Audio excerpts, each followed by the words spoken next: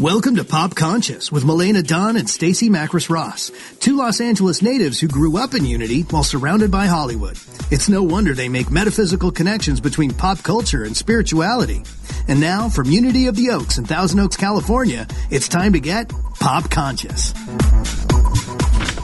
Hello and welcome to Pop Conscious, another exciting edition, as I often say, because wow, the excitement started before we went on the air today.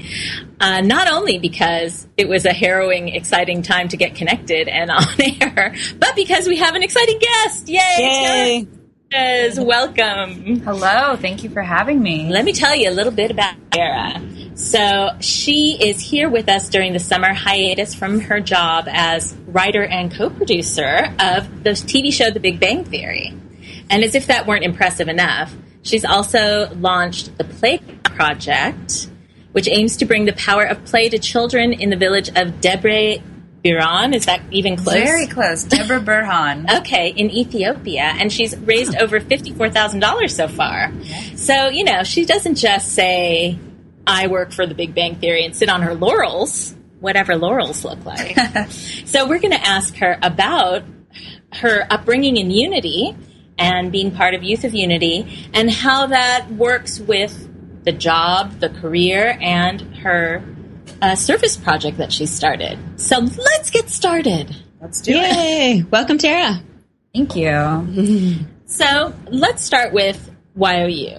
Yes. Were you in Unity growing up, and did you go to kids camp or anything like that too? I did. So I am third generation. Like me! Unity. Wow. Yes. It started with my gram, Arlene Russell, who found Unity when she was pregnant with my mother. So my mom has been brought up in Unity her entire life.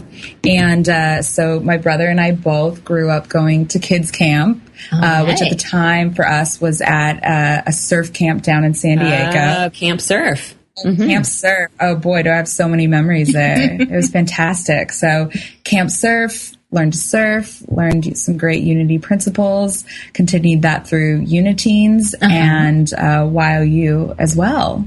So yeah, I did much like you guys, kind of ran the gamut through Unity growing up. It's a big part of my foundation as an adult. So my guess is that because you were in Unity, in YOU, all of these organizations that help you know who you are so that you can shine that light, that by the time you went to college, you kind of knew what you wanted to do. Is that the case? I did. I was kind of one of those, you know, high school grad anomalies that really knew where my passions were and where my focus was. And I feel really grateful for that. So I went to film school for college, great school in Orange County, Chapman University. And, I just carried that through the entire experience, you know, just focusing on being creative and telling stories. And so I was able to, you know, just like charge ahead. I didn't have to really figure out,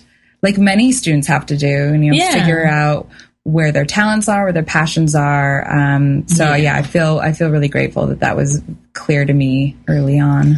Well, I think this is true for Stacey as well. At least I've seen myself reflected in Stacey's experience that I like so many different things that even in college, I had 3 different majors over the course of my college career because I wanted to try them all.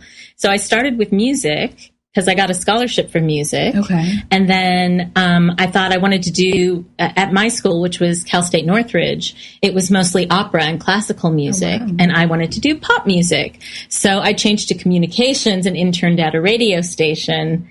And then I wanted to add marine biology as a second major because I never, ever wanted to leave school. And I just wanted to learn everything. Right. And I found out recently from Tom Shepard at Unity Village during the graduation for the newly ordained ministers this year that the word university came from the idea that you were going to learn all the knowledge in the universe.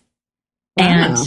And now you have to really be in school a long time for that. Right. But maybe our Big Bang Theory characters know all of that. They probably do. Yeah, I think you look at Sheldon Cooper is kind of the epitome of universal knowledge, or at least he thinks he does. Not emotional IQ, though. No. And that's kind of the heart of the show, is that, you can have all the academic knowledge in the world, but you need a penny to come in and kind of guide your heart a little bit. Right. Yeah. So how did you then make that connection, that transition from graduating from college into, now did you just go right into Big Bang Theory, or were there other jobs? You did? I did. I really awesome. did. Wow. Again, anomaly. I'm going to acknowledge it. It's, if you're in college right now or just graduated, don't be swayed by this story. This is very rare, and I realize that. But I had done several internships while I was in college. I knew that being in close proximity to LA in the industry, that it was going to be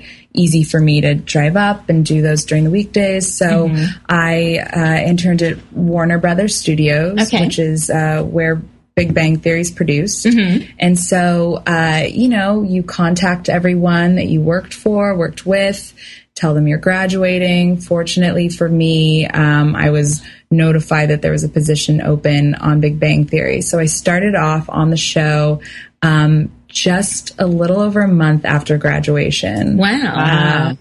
I was working in a local law office at the time. So I did have a job before, a non-industry job. But so a month after graduation, I started on Big Bang Theory as an assistant to the executive producers. Okay. And I did that for 2.5 years. Okay. Before then being promoted to the big time and moving into the writer's room as a staff writer. Wow. Now, Did you let them know that that's what your ultimate goal was, or how did that transition happen?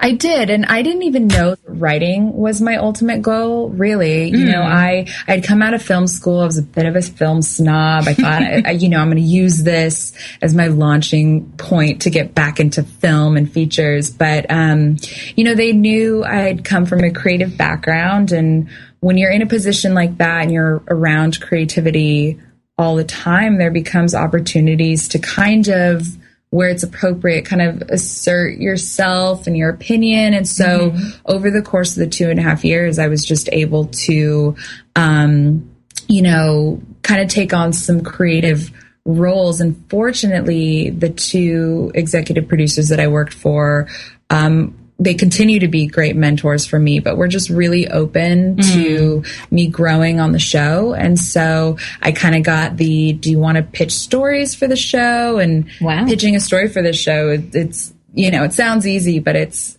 quite difficult to, pitch an episode. So they gave me like the 101 on how to pitch stories, which they used episode of Friends as an example, which was a show I loved and continue to love. And so it just clicked for me and got enough stories pitched while I was still an assistant. And at some point, they're like, this is ridiculous. You need to be on staff full time. So that's how I moved into the room. I looked you up on the Internet Movie Database, and you have been credited there for writing 56 episodes, or writing on 56 episodes. Wow. You didn't know that? No. So tell us how the story pitch goes. I mean, I don't want you to give away any proprietary information, being a Warner Brothers former employee myself. Disclaimer. Yeah. So if you can just give people an idea of what's involved in that. Absolutely. So, every episode of television just starts with a story. And for us, we do 24 episodes a year.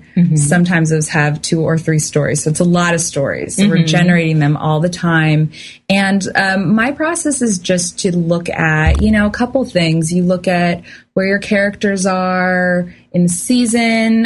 We're not a show that's serialized, so we don't, usually have these long story arcs. So we can really just kind of be open to generating things episode to episode. So for me, I just kind of look at, well, did anything funny happen in my own life that maybe, could have happened to Bernadette or, Howard or something. So you kind of look into your own experiences. And if that fails, if you've just been a really boring person, which, I can be in my real life. Or at least you feel that way. I'm sure you're not actually. Thank you. I appreciate that. You just would kind of look at things that happen to you, and if those can translate to the characters, or if someone told you a funny story, and just you kind of look at things that are real. You always want your story to come from a real, grounded place. I think it makes for a better episode in the end. Or you look at things like that are going on in pop culture in the world. You know, we're going to have the release of Star Wars coming up. So how are our characters going to deal with that? You know, so you just kind of find this like nugget of a story, just kind of this log line, and you take it into the room, and hopefully your showrunner loves it and he wants to do that episode.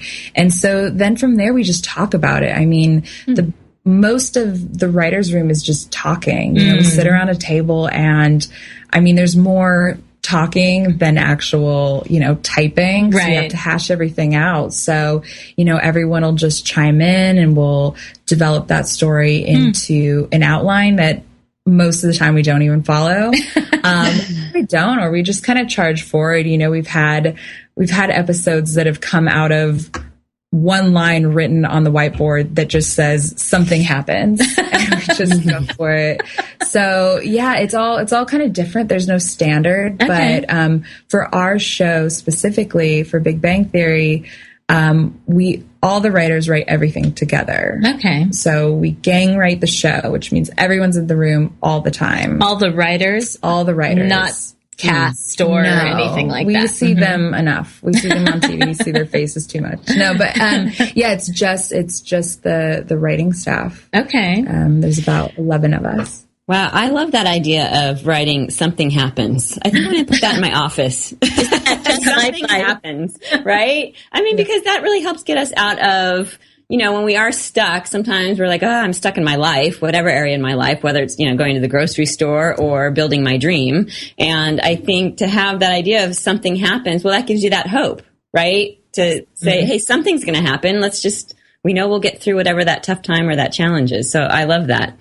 And then also, Tara, I'm wondering, because I'm currently the regional consultant for the Southwest Region's teen ministry. So, and I'm working on camp, Uniteen Camp. Nice. And so for me, I'm wondering, just listening to your story, can you look back and see where some of those things you've learned, both at Kids Camp, Uniteen Camp, YOU, how you've applied those maybe consciously or unconsciously to your life, to where you are today? Yes, absolutely. And it's so great you bring the camps up, because in coming here today, I was kind of reflecting a bit on those, you know, the ideas that stuck out with me. And I will never forget a Uniteen camp in Idlewild, I want to say, and the theme was Many Paths to One. Yes, we just did that one. Did you? Oh, yeah. Gosh, I love that one. And that's so great for all the Uniteens. That's really going to stay with you. There was so many different, you know, you meet so many different people and different types of people, and especially being, you know, basically locked in a room with 11 different people from all different backgrounds all day, every day. You know, you just know that however you are as an individual, we have this common goal, you know, together, which is to create this show. And I carry that through life, you know, and just being an open-minded person in, you know, you meet someone in the store and they're having a rough day, and you're like, you know, I don't know their background, but we all just want to get through the line of Gelson's today and just like get home with our eggs. And it just, I don't know, that message really, I think, stuck with me, and being open to not just religious backgrounds, but personal experiences and things. I love that one. It was a great one. That's cool. And it's one of the things that I really appreciate about Unity, that we can even do this show on Unity Online Radio, where we talk about how pop culture and all the different influences of the world can be acknowledged and shared and celebrated, and that we can get a lesson from all of it because of the tools that we learn in Unity, of how to look at the metaphor and what does this mean for me, and make everything sort of put ourselves in everything that we see out in the world. Yes. And I see that when I look at the Big Bang Theory cast, all the characters, that there's, you know, a guy from India who's a Hindu, maybe not super practicing, but kind of trying, like really we all are, a Jewish American, a person from the American South, which is a different culture, really. Yeah. And then there's Penny's Midwestern. And so it really is kind of multicultural, even though the only person from a different country is Raj. Right. But they all have their different perspectives that they bring together and can agree on science and agree on pop culture. Mm-hmm. So they have that shared, the religion doesn't separate them, which is what I really, and Unity says religion shouldn't separate us. Right. We're all one. Absolutely. So I looked up something about how religion is played or incorporated into Big Bang Theory. Do you want to say something from your experience? Is it just like I'm all curious part of what the you soup? found. Well, I found on Wikipedia, so it's not a real inside source. Yeah. All of our guests have found that Milena sort of stalks them before they come on, so don't be scared. I do a little cyber stalking. You're hard. You're hard to cyber stalk. I don't have a lot of internet presence, I've been told. But I was happy that the picture that I chose to use for promotion, she said, I've never seen that. Where did that even come from? And I was like, yes. So Wikipedia says on religion, on the Big Bang Theory, that Sheldon says that he wishes to, quote, employ his rare and precious mental faculties to tear the mask off nature and stare at the face of God, end quote. Right. So, and that's what a lot of scientists want to do, right? They want to learn how it all works so that they can be equal and then start making their own things. Yeah. Which, I don't have any problem with that. And then it says that there's a running gag in the series that Howard, who's Jewish, and Raj, who is Hindu, frequently defy their respective religious customs without worry, and then they use it against each other and give each other grief about them. So Raj will quote from the book of Leviticus after Howard eats pork, and then Howard counters with the fact that he keeps quiet when Raj eats a Whopper, because, in India, you're not supposed to, the sacred cow and all. So there's bits of that, reincarnation and karma, and then Penny brings her sort of new aginess to it as well. So there's a mix of everything. There is. So I can't wait for us to hear more. And we'll have, I think, Tara Hernandez is on our show, our guest today, from a writer from the Big Bang Theory. And so I can't wait for her to tell us more about a synopsis for those who maybe don't watch the show. And also, I'm curious which character most represents her. So we will be right back with Tara Hernandez after these messages.